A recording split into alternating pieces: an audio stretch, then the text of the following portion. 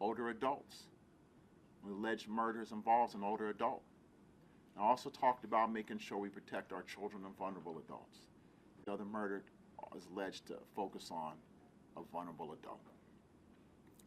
When we look at this, we also have to understand the victims and the families. My heart goes out to them, and it goes out to the community. But I want everybody to recognize the reason I entered my appearance is because at the end of the day, we have to do things differently in Baltimore City. I've been a trial lawyer in homicide as a prosecutor. And as you know, for 20 years, I've been a defense attorney. I've tried a lot of cases around the country. I want the criminal element to know that I'm truly on the other side, and I am here to hold you accountable. And my job is to protect the citizens of Baltimore City. I know there's a tremendous amount of talented prosecutors in this office, such as I talked about Ms. LaPola, and I look very forward to being part of the team to make sure we provide justice to the families. With that in mind, I'm happy to take any questions that you may have involved in these cases. And just clear, we're taking questions on the announcement. If you have other stuff, just send it to me. We'll get you responses. I have a question. I see that Mr. Starin is in what looks like a uniform from in behind bars. When this was taken, is he still there? What's his current status? He's currently he has not received bail. He is currently housed within the correctional facilities. And can you give us any, I know that you're entered as an attorney in the case, but these are high profile, and you've announced he's being charged with 2 cases on the same day. Can you give us any idea as to how you came upon him as a suspect in both of the cases? Well, unfortunately, I really can't, and that's because it's still pending. That'll be information that comes out in trial because we've charged him. Ethically, that's not really fair of me to talk and tell everybody, the community, the facts behind that, because he does have a right to have a jury trial. And members of the jury could potentially be influenced by what I say right now, and that's unfair.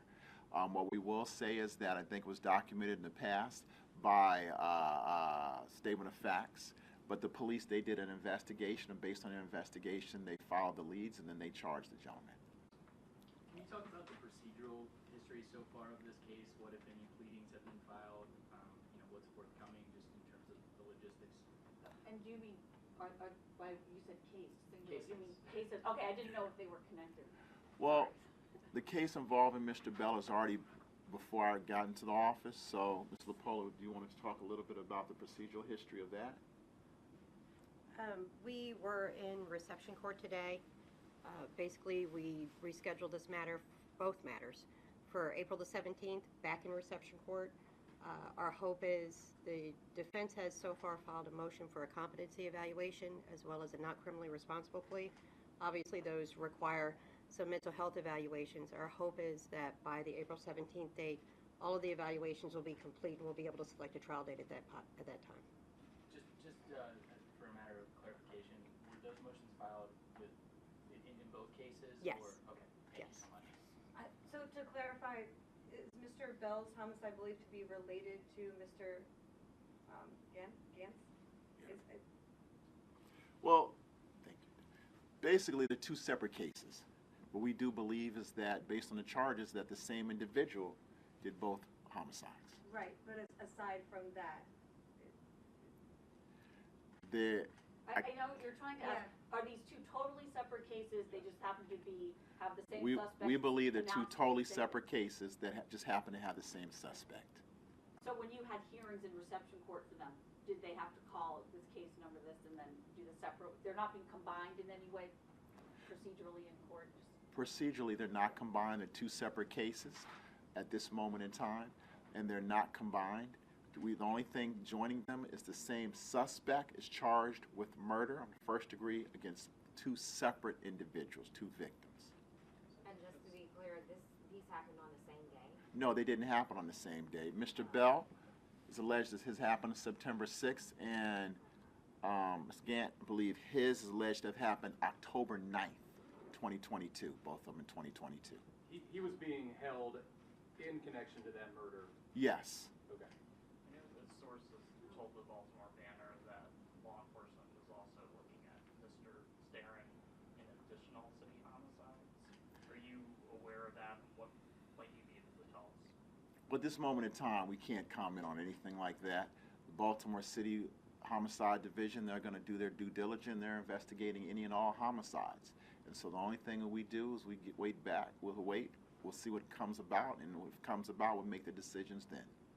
Is it just happened to be coincidence that this case that had a lot of publicity, the Gant case, that you announced a suspect and someone had been charged shortly after being inaugurated? Or was that just the time it took to bring charges in the case? Or had it been languishing and then you decided, let's get this done? Well, no, I believe he was charged before I got into the office. However, today was in reception court.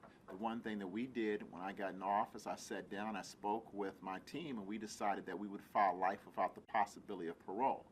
Here you have a suspect who's been alleged to have committed two murders, two separate murders, one on an older adult and one on a vulnerable adult.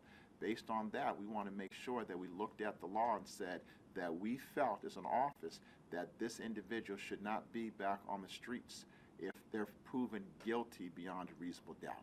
That's the only difference that we did, was file the life without the possibility of parole. You must give notice to an individual charged that before court, before the trial, that you intend to seek life without the possibility of parole. What can you tell us about Starin? Is he a repeat violent offender, and if so, the importance of going after these individuals?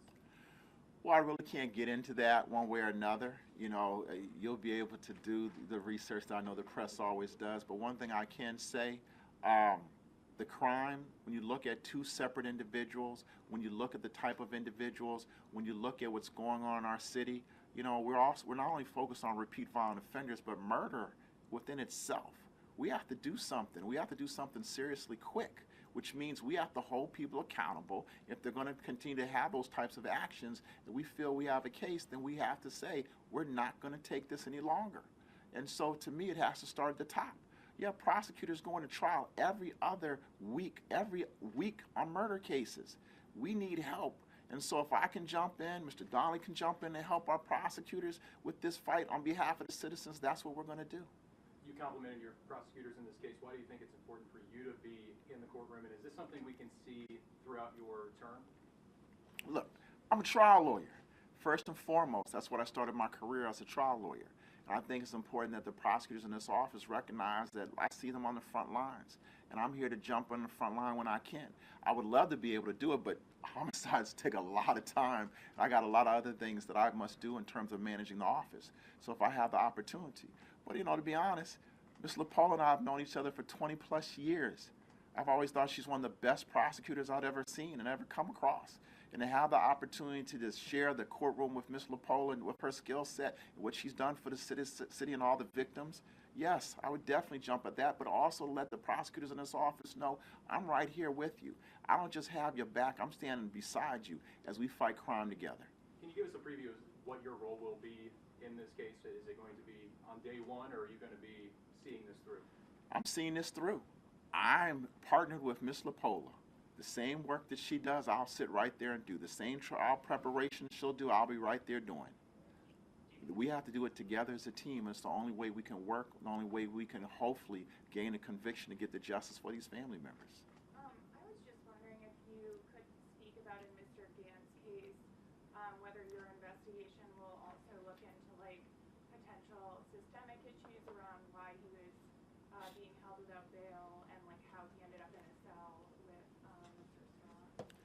Well, what I can say in reference to the investigation is that we're focused on the criminal investigation, Mr. Storm.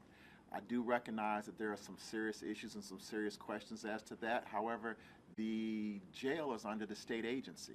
So I believe that may be something that the Attorney General's office could potentially look at. However, I'm not the Attorney General, and I don't know anything about that investigation. I have a question about the conflict. Oh, I'm sorry. I know that. Just a quick Yes. clarification. So in the Gant case, are you and ASA LaPola co-counsel, or are you first chair and she's second? We're co-counsel. Okay. Look, I do recognize it's been a little while since I tried a homicide as a prosecutor. So I definitely recognize we will be a team. I'm also, as I said, Ms. LaPola, how long have you been a homicide? In homicide? How long have you been tried homicides? It's that long. 06 was my Since first one. 2006 until now. We're almost 20 years. To have that type of experience, to be able to share the courtroom, we tried a number of cases together over our time period in our years. So her level of preparation is almost, it's amazing.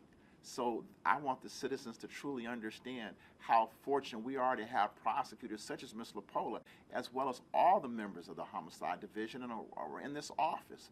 We're trying to make sure we get all the prosecutors to this level so that we can make sure that we fight crime in a more effective and efficient manner and efficient way.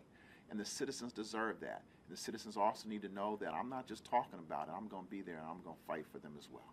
I had a question just about the competency hearing. Will he be evaluated at Perkins? And given what we know in the past about the limitation, there are not enough beds and that sort of thing for the evaluations to be scheduled, is April enough time for him to be evaluated in both of these cases? Well, I don't think that's something we can necessarily answer. April's the time period the court gave, so I know everybody will do everything they can to make sure it happens. That's out of our hand, out of our control. In terms of the other evaluation, the defense will also make whatever choices and decisions that they need to make as well in terms of evaluations, in terms of reports. And so eventually, yes, you go to Perkins, and then from there, whatever happened. But within the Division of Correction, if they want to send maybe Crownsville, a different location, they make that choice. The end of the day is to make sure that the gentleman is evaluated fully.